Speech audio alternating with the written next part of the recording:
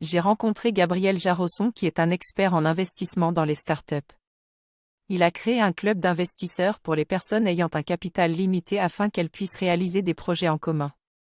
Gabriel utilise des critères d'analyse pour choisir les projets dans lesquels investir et minimise les risques de mauvais investissements.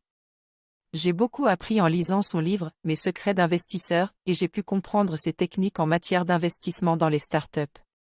Si vous êtes intéressé à devenir un business angel à partir de 2 000 €, vous pouvez vous inscrire à son club d'investissement. Si je veux investir dans des startups, je devrais prendre en compte les 9 critères essentiels qui ont été identifiés par Gabriel, qui a accumulé une grande expérience en soutenant de nombreuses startups. Le premier critère est l'équipe, car la réussite dépend souvent de la cohésion et de la motivation des associés. Il faut également vérifier si l'entrepreneur est passionné et déterminé, et s'il a les qualités humaines nécessaires pour mener son projet à bien. L'avantage injuste est également important, car il s'agit de l'élément qui distinguera la start-up de ses concurrents et qui peut garantir sa réussite. Le marché doit être porteur et en croissance, et il faut savoir si la start-up peut scalabler son offre. Enfin, il faut déterminer si la start-up peut maîtriser ses coûts et augmenter son chiffre d'affaires de manière équivalente.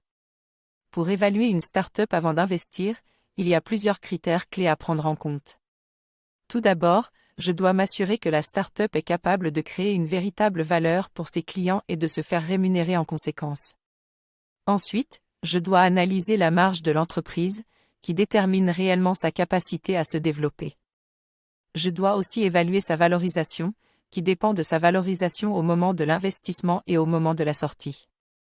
Par ailleurs, je dois être conscient du cash burn, c'est-à-dire l'argent consommé par la start-up pour fonctionner chaque mois, qui doit être bien dépensé pour développer l'activité rapidement. Enfin, il est important de prendre en compte l'attraction de la start-up, c'est-à-dire la vitesse à laquelle les utilisateurs s'intéressent à ses services et les achètent. Les critères pour investir dans une start-up sont au nombre de 9.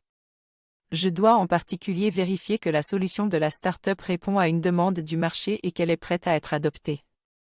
Il faut également prendre en compte l'âge de la start-up.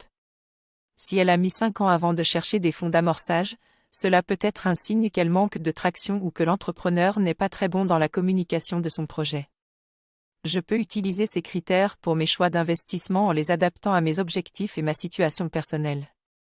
Cela permet de ne pas se laisser guider par ses émotions et de prendre des décisions plus rationnelles. Si je suis intéressé par devenir business angel, je peux m'inscrire au club d'investissement de Gabriel Jarosson en utilisant le lien fourni dans la description.